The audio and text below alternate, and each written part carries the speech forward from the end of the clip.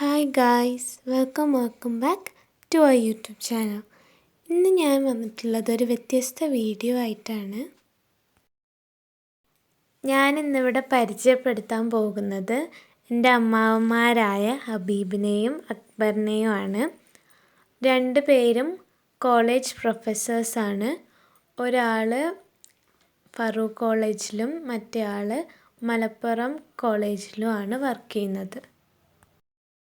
നമ്മളെല്ലാവരും Rubik's cube solve ചെയ്യാൻ ഇഷ്ടപ്പെടുന്നവരാണല്ലേ.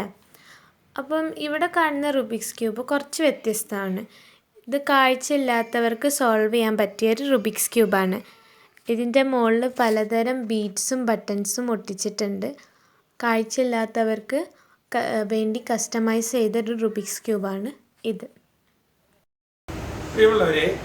ഞാൻ ഇന്ന് നിങ്ങൾക്കൊരു റുബിക്സ് ക്യൂബാണ് പരിചയപ്പെടുത്തുക. നിങ്ങളെല്ലാവരും റുബിക്സ് ക്യൂബ് കണ്ടിട്ടുണ്ടാവും. സാധാരണ കുട്ടികൾ വളരെ അത്ഭുതത്തോടു കൂടി വളരെ കൗതുകത്തോടു കൂടിയൊക്കെ ചെയ്യുന്നൊരു കാര്യമാണ്. അതുകൊണ്ട് ഒരു കോളേജ് അധ്യാപകനായ ഞാൻ റുബിക്സ് ക്യൂബ് പരിചയപ്പെടുത്തുന്നതിലൊന്നുമില്ല. ഞാനാണെങ്കിൽ റുബിക്സ് ക്യൂബിൽ ഒട്ടും തന്നെ വളരെ സാങ്കേതികമായ അറിവുള്ള ആളുമല്ല. പക്ഷേ ഈ റുബിക്സ് ക്യൂബിന് ഒരു പ്രത്യേകത ഉണ്ട്. നിങ്ങൾക്ക് ഈ റുബിക്സ് ക്യൂബ് കണ്ടാൽ അറിയാം. ഇതിൻ്റെ വിവിധ ഭാഗങ്ങൾ നിങ്ങൾ നോക്കുകയാണെങ്കിൽ ഇതിൽ ഡിഫറെൻറ്റ് ഡെക്കറേഷൻസ് കാണുന്നുണ്ട്. ഇതിൻ്റെ ഒരു പ്രത്യേകത, കാഴ്ചയില്ലാത്തവർക്ക് എങ്ങനെ റുബിക്സ് ക്യൂബ് ഉപയോഗിക്കാം എന്നുള്ളതിനെ കുറിച്ച് ഞാൻ ഒരു അന്വേഷണം നടത്തിയതാണ്. എൻ്റെ കാഴ്ചയില്ലാത്ത ഒരാളായതുകൊണ്ട് എൻ്റെ മക്കൾ റുബിക്സ് ക്യൂബ് വാങ്ങിച്ച സമയത്ത് എങ്ങനെ റുബിക്സ് ക്യൂബ് ഉപയോഗിക്കാം എന്നുള്ളതിനെ കുറിച്ച് ഞാനൊരു അന്വേഷണം നടത്തി. അപ്പോൾ നമുക്ക് കാഴ്ചയില്ലാത്തവർ ചെസ്സും ക്രിക്കറ്റും ഒക്കെ കളിക്കുമ്പോൾ ചെറിയ അഡാപ്റ്റേഷൻസ് ചെയ്തുകൊണ്ടാണ് നമ്മൾ ഉപയോഗിക്കാറുള്ളത്. അപ്പോൾ ഈ റുബിക്സ് ക്യൂബിൻ്റെ പ്രത്യേകത, അപ്പോൾ ഇതിൽ നിങ്ങൾ ഓരോ സെൻട്രൽ പോർഷൻ നോക്കിക്കോളൂ.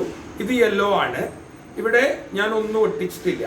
ഇത് ഓറഞ്ച് ആണ്. ഇവിടെ ചെറിയൊരു ബട്ടൺ ഒട്ടിച്ചിട്ടുണ്ട്. ഇത് വൈറ്റ് ആണ്. ഇവിടെ റെഡ് ആണ്. ഇത് ബ്ലൂ ആണ്.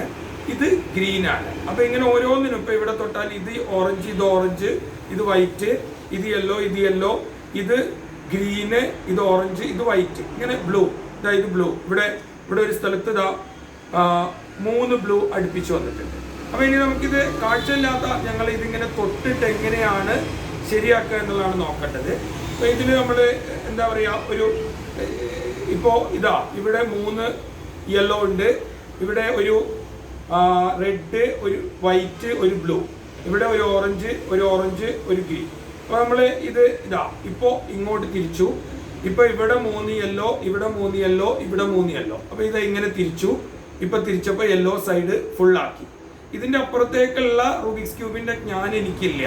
അപ്പൊ ഞാനിത് പറയാൻ ശ്രമിക്കുന്നത് എന്താണെന്ന് വെച്ചാല്, നമ്മള് പൊതുവെ ഇപ്പൊ ഫോണുകൾ പോലെയുള്ള എല്ലാ സാധനങ്ങളും, ഇപ്പൊ ഈ ഫോൺ ഞാൻ ഒരു പ്രത്യേക ആക്സസിബിലിറ്റി സോഫ്റ്റ്വെയർ വെച്ചാണ് ഉപയോഗിക്കുന്നത്.